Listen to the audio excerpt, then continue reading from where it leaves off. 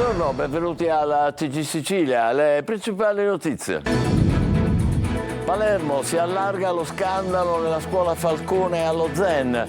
Dopo l'arresto della preside e del vice, 6 nuovi avvisi di garanzia per truffa dei fondi europei e conti sequestrati a 11 insegnanti e collaboratori. Catania, sono 2 i video che mostrano la premeditazione e incastrano le donne in carcere per tentato omicidio per aver dato fuoco a una 26enne. Agli arresti domiciliari a Messina, un sacerdote accusato di violenza sessuale ai danni di una giovane immigrata che viveva in una casa di accoglienza. Ancora nuove figure nell'inchiesta sui depistaggi dopo le stragi di mafia del 92. Chiesto rinvio a giudizio dell'ex generale Pellegrini, collaboratore di Falcone, e dell'ex ufficiale dei Carabinieri Tersigni. Non si ferma la mobilitazione ad Agrigento per la crisi idrica, in piazza adesso anche gli ambientalisti che invocano i dissalatori. A Messina e in alcuni condomini della zona centro-nord l'acqua esce dai rubinetti di color marrone. A Palermo studenti in corteo per il diritto a restare, per studiare e lavorare in Sicilia. Tra le organizzazioni partecipanti Nunzi Party e Questa è la mia terra. Musica e Sicilia, Tantamuri, il nuovo mini album della cantautrice siciliana Angela Nobile, che racconta le emozioni e i sentimenti sempre vissuti nella nostra regione. Calcio, Catania caccia del bis con la Casertana, in attacco scalpita l'ex di turno Montalto. Il Trapani vuole confermare il suo gran momento. In Serie B il Palermo attende la Salernitana.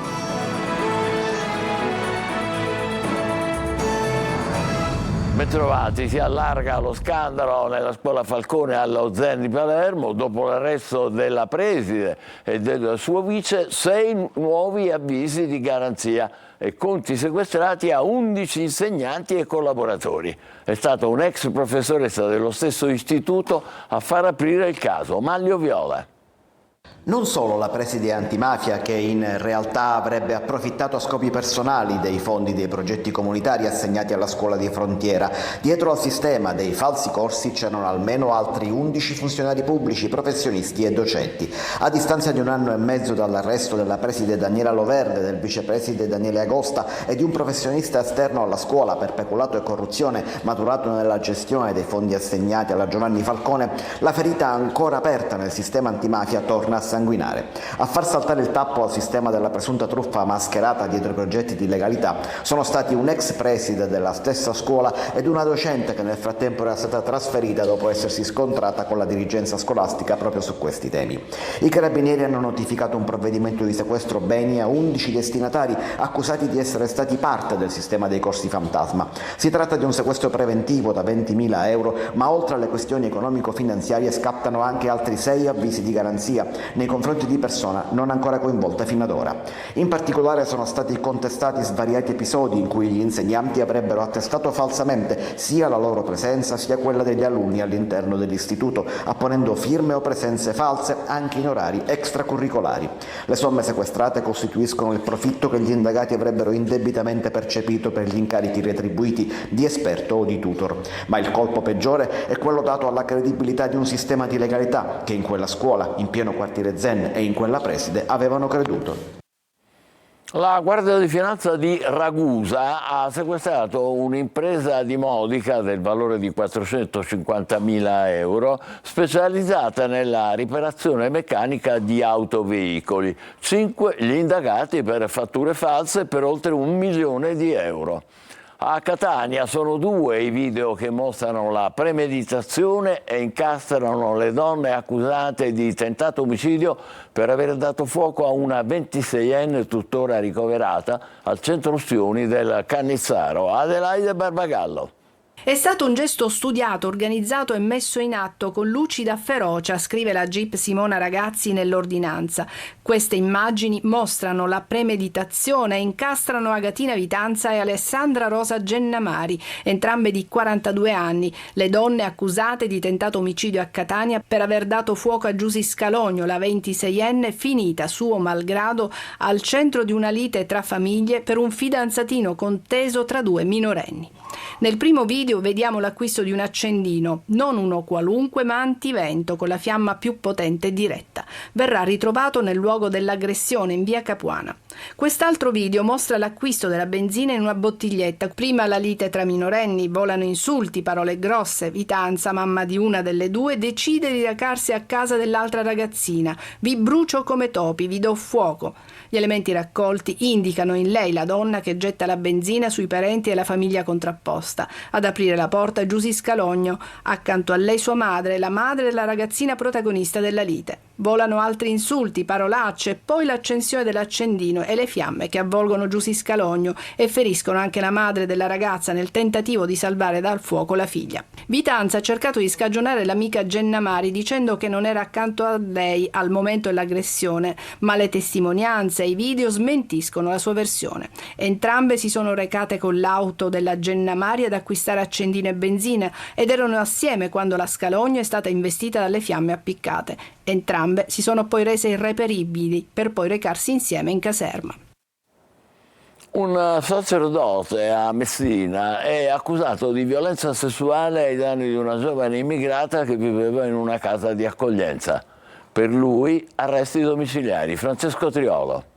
Una storia dai contorni tutti da decifrare, venuta fuori a seguito di un'indagine della Procura di Messina che ieri sera ha notificato un'ordinanza di custodia cautelare per un sacerdote accusato di aver compiuto atti sessuali nei confronti di una donna di origini straniere. Una storia che ha sconvolto l'intera città, una storia che è venuta fuori grazie alla denuncia della vittima, all'epoca ospitata in una casa di accoglienza in riva allo Stretto. Alle pesantissime contestazioni sono seguiti delicati accertamenti della polizia giudiziaria che ha raccolto le dichiarazioni della donna, che ha deciso di raccontare nei particolari agli investigatori le insane attenzioni e gli abusi di natura sessuale subiti all'interno della struttura. Il giudice per le indagini preliminari, ritenendo sussistente il quadro giudiziario fondato su testimonianze, acquisizioni documentali e sopralluoghi, ha ravvisato un concreto rischio di reiterazione del reato e quindi disposto la misura cautelare degli arresti domiciliari. In base alle prime informazioni, il sacerdote avrebbe perpetrato quelle condotte nell'estate del 2022 sulla giovane cittadina extracomunitaria da poco giunta in Italia. Sulla vicenda ha preso posizione anche l'arcidiocesi di Messina, che in una nota sottolinea di aver appreso la notizia dagli organi di stampa, ma la curia messinese rende noto che non ha ricevuto alcuna informazione da parte della procura per sacerdoti appartenenti all'arcidiocesi. Palermo, controlli di polizia nei quartieri della Movida, denunciato un 64enne per detenzione di droga, 4 locali in via Macheda a cui sono state contestate irregolarità, lavoro in nero, carenze igienico-sanitarie, elevate multe per 60.000 euro. Ancora nuove figure nell'inchiesta sui depistaggi dopo le stragi di mafia del 92. La procura di Caltanissetta chiede il rinvio a giudizio dell'ex generale Pellegrini, collaboratore di Falcone, e dell'ex ufficiale dei Carabinieri Tersigni. Giusy Lazzara. Senza fine l'inchiesta sulle stragi di mafia del 92, la procura di Caltanissetta ha chiesto il rinvio a giudizio con la contestazione di depistaggio per l'ex generale dei Carabinieri Pellegrini, stretto collaboratore di Falcone, e l'ex ufficiale dell'Arma Tersigni, oggi in pensione.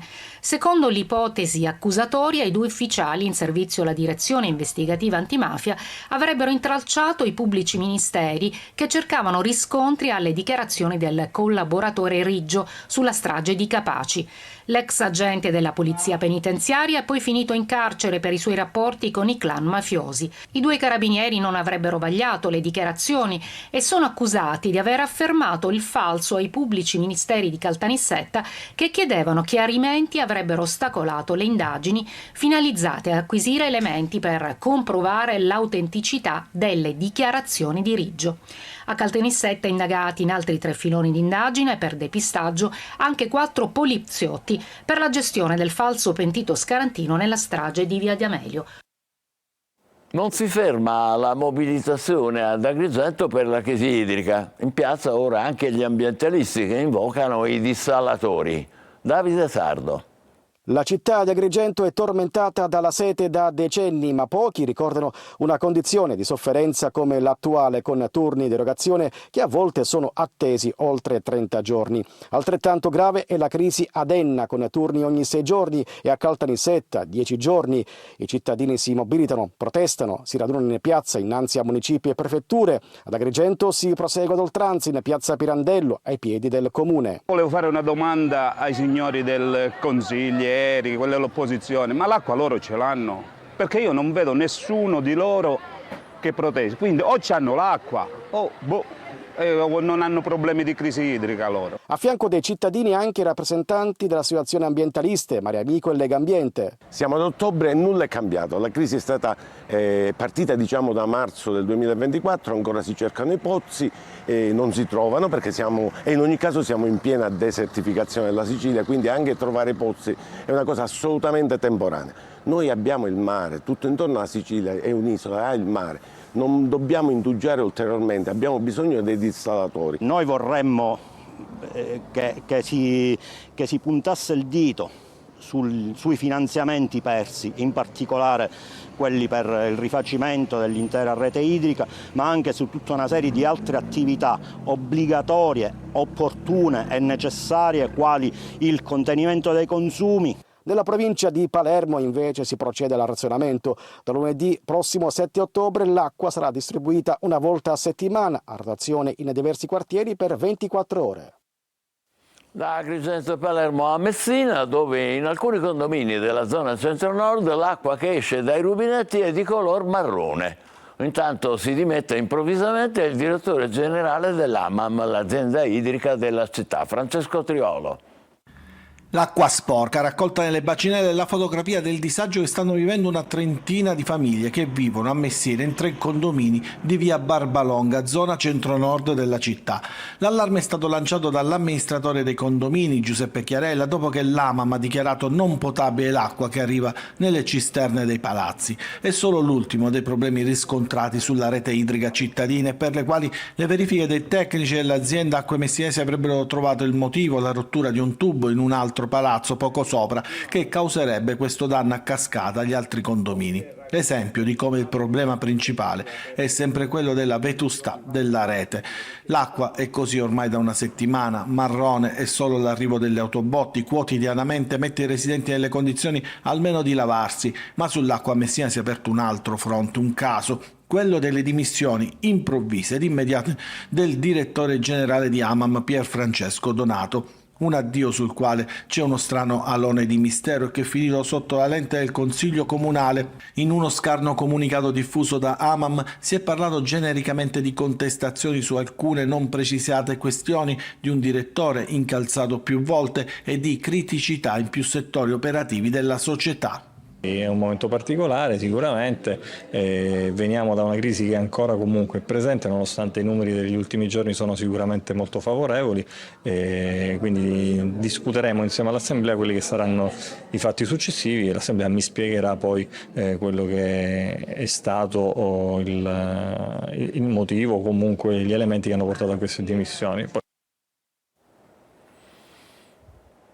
A Catania, automobilisti e pedoni ancora alle prese con la cenere lavica. Paradossale è la disavventura di un nostro ascoltatore che si è visto portare via l'auto con il carro attrezzi senza che però nessuno abbia pulito la strada.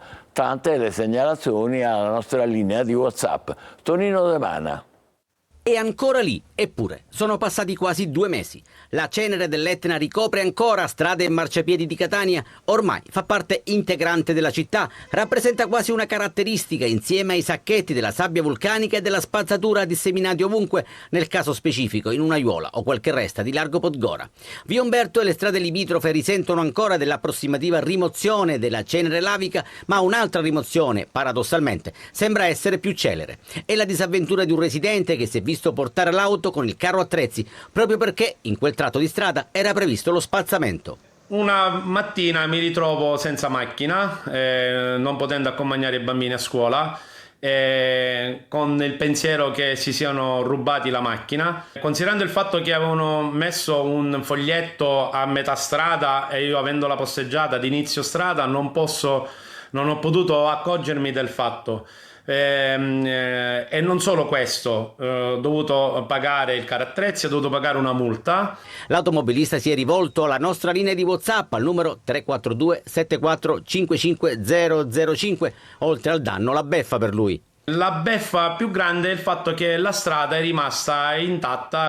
In via Umberto, lo vedete, divieto di sosta e fermata da mezzanotte alle 10 del mattino per il 25 settembre. A giudicare dagli accumuli di cenere, sembra che nessuno abbia provveduto alla pulizia.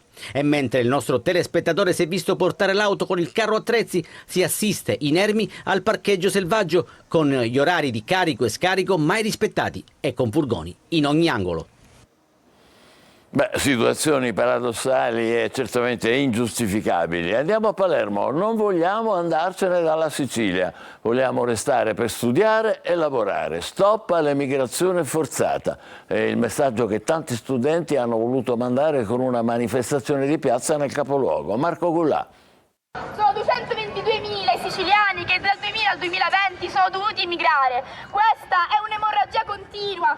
Una bandiera della Trinacria che sventola, i volti corrucciati, uno striscione che campeggia di fronte a Palazzo delle Aquile, sede del comune di Palermo. Fermiamo l'emigrazione dalla Sicilia.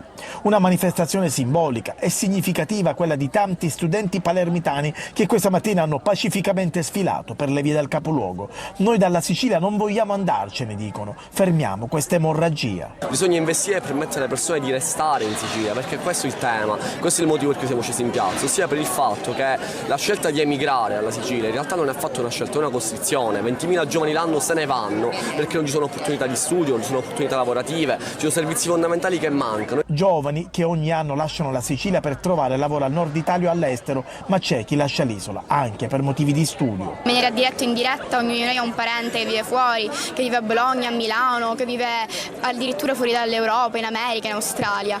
Ma soprattutto la tematica dell'immigrazione è una tematica che tocca le corde dei cuori di tutti noi siciliani, giovani e in particolare studenti. Secondo il saldo migratorio Istat, dal 2000 al 2020 sono dovuti emigrare più di 222.000 siciliani, un'emorragia continua che scorre ancora oggi a un ritmo di 10.000 partenze l'anno, toccando anche partenze di 19.500 partenze come nel 2019, prima del Covid. Ogni anno un sacco di persone se ne devono andare per trovare condizioni sanitarie migliori, ore e ore di volo, spesso anche molto cari per trovare cure migliori, e noi in quanto studenti ogni anno sappiamo che entrare a scuola significa comunque entrare in un posto che molto probabilmente avrà un sacco di problemi a livello strutturale. E poi un messaggio alle istituzioni: create le basi per la permanenza dei giovani.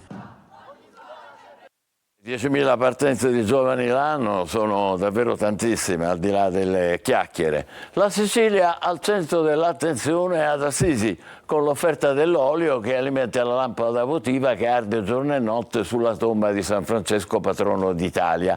Ad accenderla, come vedete, il sindaco di Palermo Lagalla, presente ad Assisi con il governatore Schifani e l'arcivescovo Lorefice, naturalmente. Circa 5.000 i pellegrini arrivati in Umbria per la ricorrenza da ogni parte d'Italia, molti anche dall'estero. Musica e Sicilia, Tantamuri è il nuovo mini album della cantautrice siciliana Angela Nobile. Nelle 5 tracce l'amore, la passione, le emozioni, con presenza costante della Sicilia, che sentiamo forte anche nei testi dell'ultimo singolo, Diamante. Eccolo con Milano. Noi facciamo adesso la nostra breve pausa, tra poco per il calcio l'attesa in casa Catania per la trasferta del Caserta e il Palermo che torna al Barbera per la sfida con la Salernitana. Vi aspettiamo.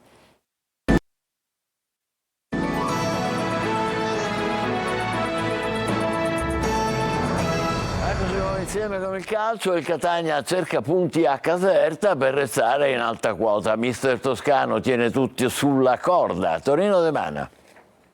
vincere a Caserta per dare un seguito alla vittoria sul Monopoli e per dare un segnale al campionato, perché, nonostante gli infortuni ed i problemi, il Catania c'è e vuole recitare un ruolo da protagonista. E tra i protagonisti vuole ritagliarsi uno spazio anche Alessandro Raimo, 25 anni, chiamato in causa contro Giuliano e Cerignola, è capace di dimostrarsi all'altezza della situazione. Ho davvero tanto piacere ad essere qua, ad aver fatto le prime presenze, aver dato una mano alla squadra e ecco, spero che ce ne siano ancora tante e niente, sono davvero felice, ecco, di essere qua a Catania. Mister Toscano ha bisogno di tutti ed ognuno vuole dare il suo contributo. Credo di esserci arrivato anche nell'età giusta, con la maturità giusta, e spero di poter dare una mano alla squadra per raggiungere l'obiettivo.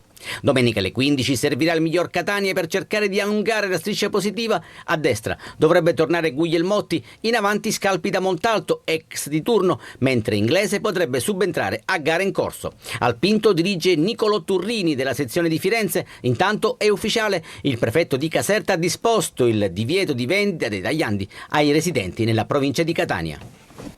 Più avvicina il weekend di calcio per le altre siciliane. Palermo domenica in casa contro la Salernitana. In Serie C invece impegni già importanti per la classifica per Trapani e Messina. Marco Gulà.